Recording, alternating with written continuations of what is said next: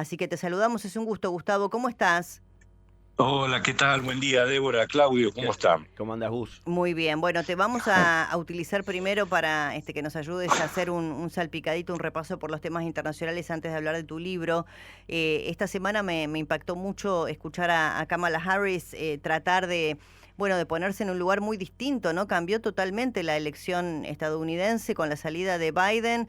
Me parece que se le desarticula un poquito también el discurso a Trump de ir contra un presidente al que él le ponía y un candidato dudas de sus capacidades cognitivas, le criticaba la presidencia actual, las medidas de gobierno, y ahora aparece una mujer joven que viene de atrás, joven digo en relación a la A discusión con Biden, Biden. ¿no? Una mujer de 59 años, si no me equivoco, que viene desde atrás y que desde atrás viene acercándose a punto tal que hoy las encuestas, bueno, dan un empate técnico o 2 puntos de Kamala Harris arriba de Trump. Y los debates me parece que van a ser de un gran impacto, porque a Trump se le terminó un poquito la retórica que tenía en la campaña contra Biden. Ahora tiene a otra mujer por delante, ¿no? Para confrontar. Sí, Trump quedó knockout con el cambio de candidato del Partido Demócrata.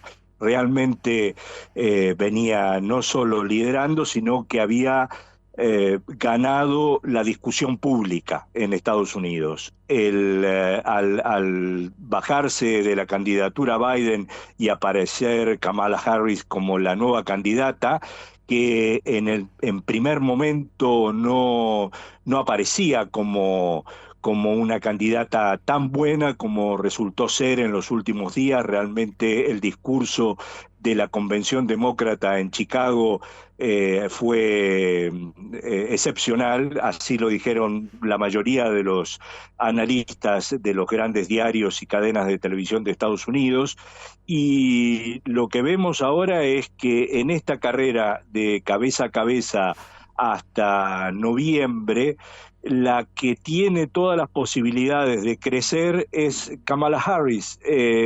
Trump ya había llegado al techo de su electorado. Es muy difícil que pueda recolectar mayor cantidad de votos de indecisos o de gente que hasta ahora no había ido a votar. En ese sentido, creo que Kamala Harris es la que lidera ese grupo, que son los únicos que pueden modificar la ecuación. Ya sabemos que hay un 50% solamente de los habilitados para votar que lo hacen en Estados Unidos. Entonces, no veo que Trump vaya a poder ampliar demasiado su electorado que tiene hasta ahora. Ahora, al mismo tiempo sabemos que los votos populares no hacen un presidente en Estados Unidos, sino que son los votos Claro, electorales por por eso cada Hillary estado. Clinton ganó la votación popular, pero perdió frente a Donald Trump porque sacó menos votos electorales de acuerdo a los estados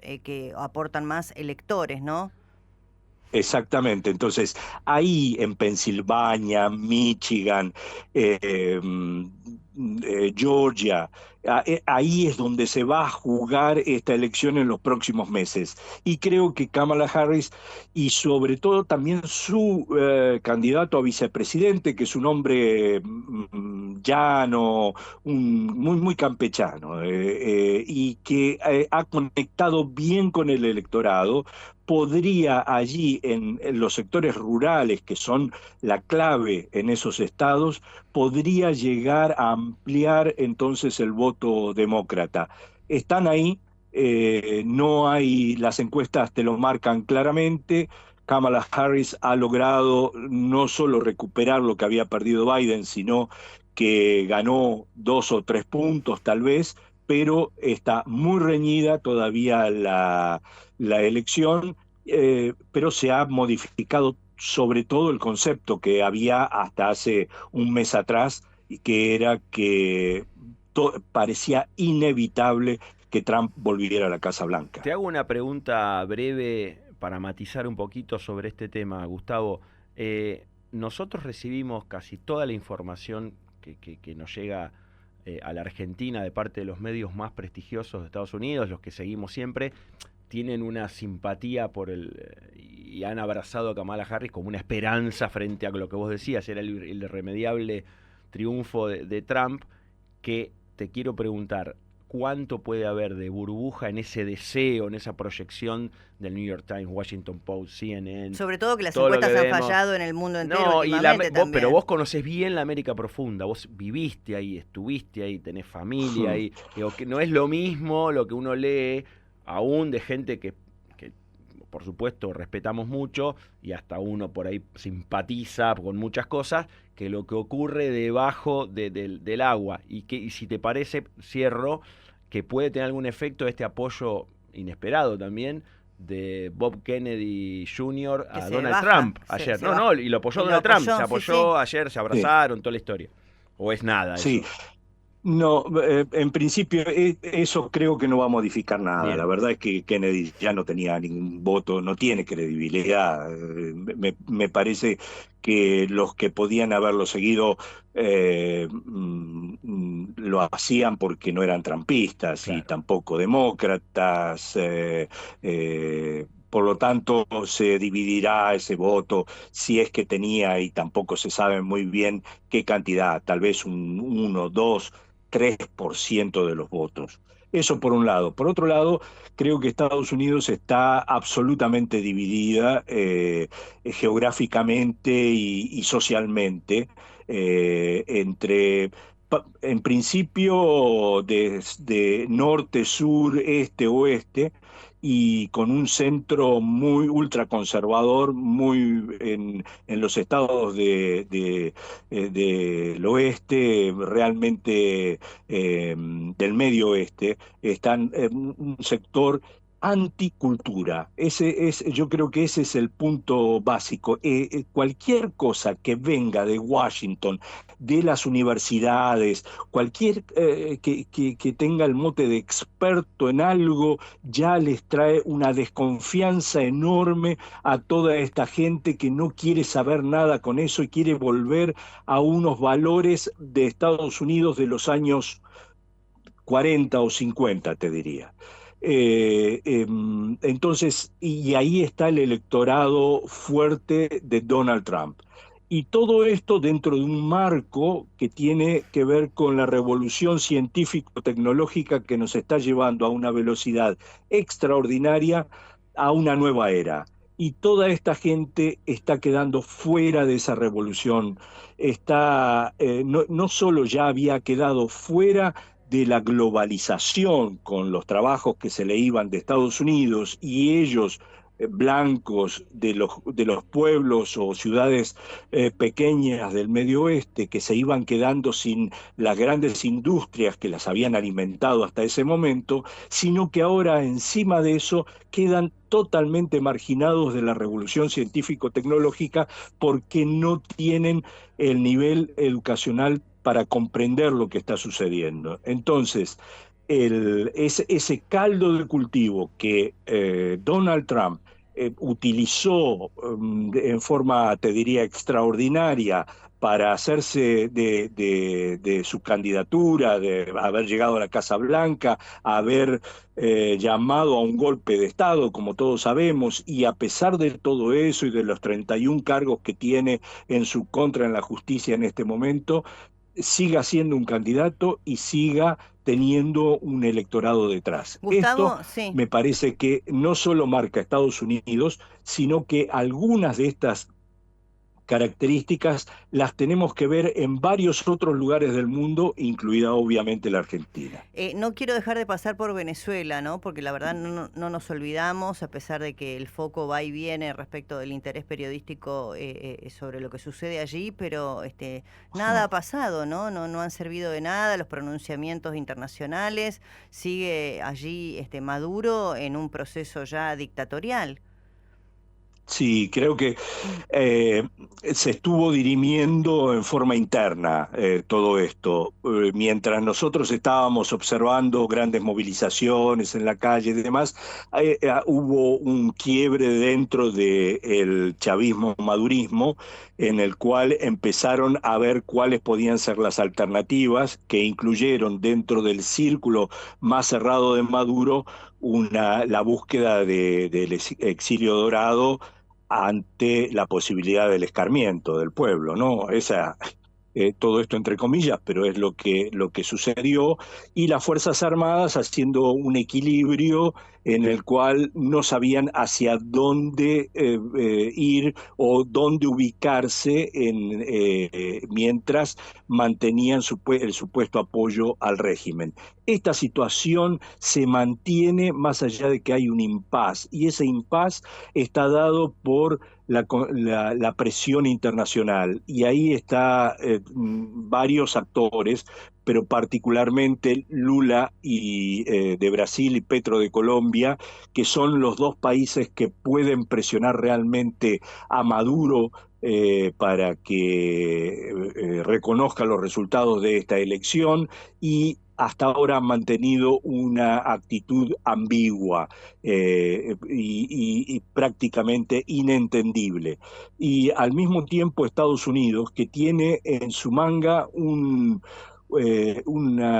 la sanción económica, porque el petróleo venezolano tiene una característica que se puede refinar solamente en unas refinerías que están en Texas.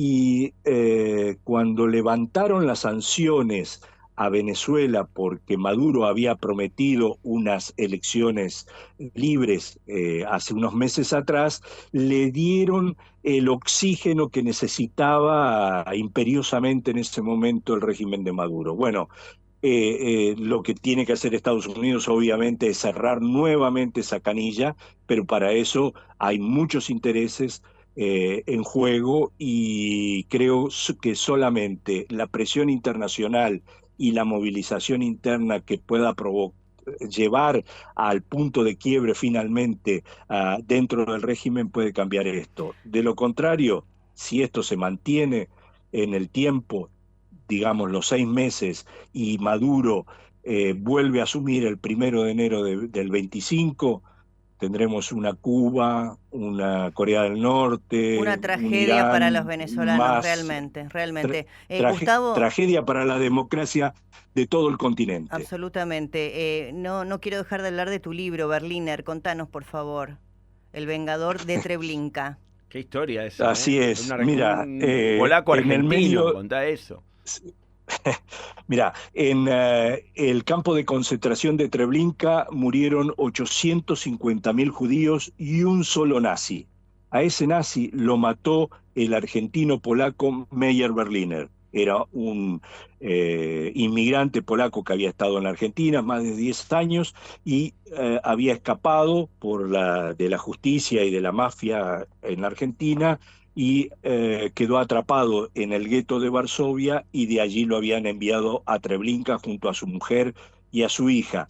En Treblinka, la gran mayoría de las personas que llegaban allí no estaban más de 2 horas, directamente los pasaban a las cámaras de gas. Esto ocurrió con la mujer y la hija, pero a él, porque estaba en buenas condiciones, lo utilizaron para el trabajo esclavo. Iba al bosque a buscar leña y ramas que se utilizaban en los alambrados para separar, para que no se viera desde afuera hacia adentro.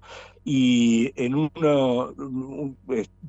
estuvo así 10 días, y logró hacerse de un cuchillo.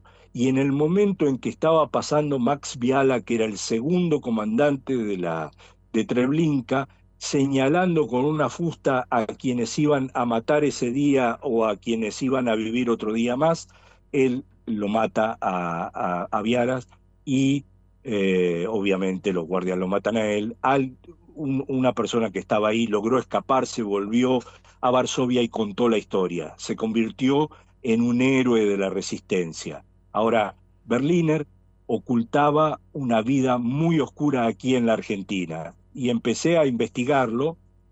10 años estuve buscando y buscando y buscando en archivos de todo tipo y en Polonia, y no encontraba las raíces de lo que había ocurrido con este hombre, hasta que descubrí por un libro de 1933 del comisario Alzogaray, una persona de la familia de los Alzogaray algunas generaciones antes, quien lo pone entre la lista de los integrantes de la Zui Migdal, que era Mira, la mafia polaco-judía que traía chicas para engañadas trata, desde claro. Polonia para prostituirlas aquí en Buenos Aires, en Rosario, en Montevideo, en Río de Qué Janeiro. interesante y qué laburo. 10 años estuviste buscando Tremendo, información. apasionante. Tremendo, ¿eh? Interesante historia. Sí, La dejamos ahí para que, bueno, los que les interese vayan a buscar el libro, ¿no? Berliner, El Vengador sí. de Treblinka, apasionante. Sí, sí, yo creo que sí, es una historia real, novelada, porque obviamente aparecen siempre algunos agujeros. Fue muy difícil reproducir la vida de este hombre, pero está basada en hechos históricos absolutos en todo su trayecto, y obviamente este relato de lo ocurrido en Treblinka está muy documentado, no solo en Yad Vashem y en los centros de estudio israelíes y europeos, sino que hubo otros testigos además que sabían de la historia y la contaron en otros libros. Lo que no se sabía era esta otra faceta de Meyer Berliner, y para volver un poco a lo que ustedes estaban hablando antes de la política internacional y demás, eh, en la investigación encuentro que en los años 20, 30 en la Argentina ya estaban las raíces de mucho de lo que nos pasa a nosotros hoy, ¿no? Súper interesante. Gustavo, gracias. Ha sido un gusto hablar con vos. El autor de Berliner, El Vengador de Treblinka. Búsquenlo quienes tienen interés en esta historia que es realmente apasionante y que tengas un lindo fin de semana. Gracias por hablar con nosotros. Igualmente, Débora. Muchas gracias. Chau, Gracias a vos. Claudio. Chau, chau. Chau, chau. Analista de política internacional, corresponsal de guerra, Gustavo Sierra. Rivadavia.